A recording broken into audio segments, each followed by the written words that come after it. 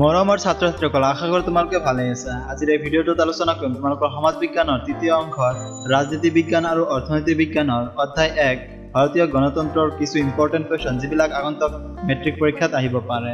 So দেৰি নকৰি ভিডিঅ'টো আৰম্ভ কৰোঁ। তোমালোকৰ প্ৰথম কুৱেশ্যনটো হৈছে ভাৰতবৰ্ষত যুক্তৰাষ্ট্ৰীয় ব্যৱস্থাৰ বৈশিষ্ট্যসমূহ আলোচনা কৰা। ইয়াৰ উত্তৰ হৈছে ভাৰতবৰ্ষৰ যুক্তৰাষ্ট্ৰীয় ব্যৱস্থাৰ বৈশিষ্ট্যসমূহ হ'ল ক ক্ষমতাৰ বিকেন্দ্ৰীকৰণ।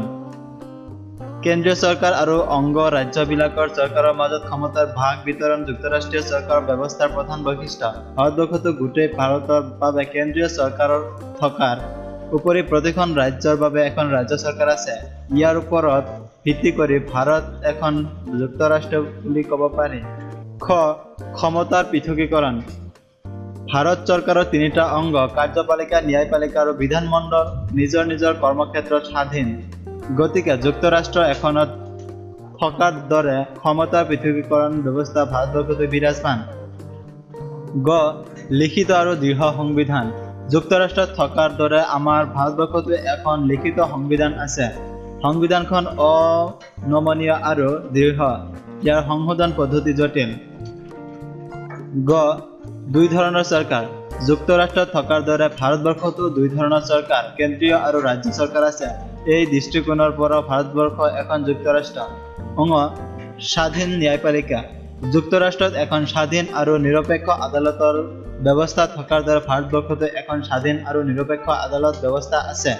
তাৰপিছত তোমালোকৰ 2 নম্বৰ কুৱেশ্যনটো হৈছে ভাৰতবৰ্ষত সংসদীয় পদ্ধতিৰ চৰকাৰৰ বৈশিষ্ট্যসমূহ আলোচনা কৰা। ইয়াৰ উত্তৰ হৈছে ভাৰতবৰ্ষৰ সংসদীয় পদ্ধতিৰ উল্লেখযোগ্য বৈশিষ্ট্যসমূহ হৈছে এ ভাৰত সংসদত দুখন সদনেৰে গঠিত লোকসভা আৰু ৰাজ্যসভা। বি ভাৰতৰ ৰাষ্ট্ৰপতি ভাৰতৰ সংসদৰ অবিচ্ছেদ্য অংগ। চি ভাৰতত ৰাষ্ট্ৰৰ মুৰব্বী ৰাষ্ট্ৰপতি আৰু চৰকাৰৰ মুৰব্বী হৈছে প্ৰধানমন্ত্ৰী। ডি ভাৰতত কাৰ্যপালিকা সকলো কাম কৰাৰ বাবে বিধানমণ্ডলৰ ওচৰত দায়বদ্ধ। বিধানমণ্ডলে অনাস্থা প্ৰস্তাৱ গ্ৰহণ কৰিলে মন্ত্ৰী পৰিষদে পদত্যাগ কৰিবলৈ বাধ্য। ই ভাৰতত কাৰ্যপালিকা অৰ্থাৎ মন্ত্ৰী পৰিষদৰ সদস্যসকল বিধানমণ্ডলৰ সদস্য। তাৰপিছত 3 নম্বৰ কুৱেশ্যনটো হৈছে নেহৰুৰ উদ্দেশ্য সম্পৰ্কে 4টা প্ৰস্তাৱ লিখা। ইয়াৰ উত্তৰ হৈছে নেহৰুৰ উদ্দেশ্য সম্পৰ্কিত 4টা প্ৰস্তাৱ হৈছে 1 সংবিধান সভাই ভাৰতবৰ্ষক স্বাধীন সাৰ্বভৌম প্ৰজাতন্ত্ৰ হিচাপে ঘোষণা কৰিবলৈ দৃঢ় প্ৰতিজ্ঞ।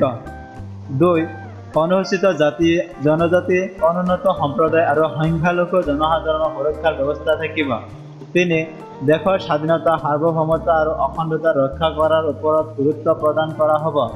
4 আন্তৰ্জাতিক সুসম্পৰ্ক, বিশ্বশান্তি ৰক্ষা আৰু জনগণৰ কল্যাণৰ বাবে ভাৰতবৰ্ষই সম্পূৰ্ণ সহযোগিতা আগবঢ়াব। তো তোমালোকৰ এইখিনি আছিলে ভাৰতীয় গণতন্ত্ৰৰ কিছু ইম্পৰ্টেণ্ট কুৱেশ্যন। তো ভিডিঅ'টো যদি ভাল লাগে তেতিয়াহ'লে এটা লাইক কৰি দিবা আৰু এইটো চেনেলত যদি নতুন হয় তেতিয়াহ'লে চেনেলটো ছাবস্ক্ৰাইব কৰি কাষৰ নটিফিকেশ্যন বেল আইকনটো টিপি ৰাখিবা। ধন্যবাদ।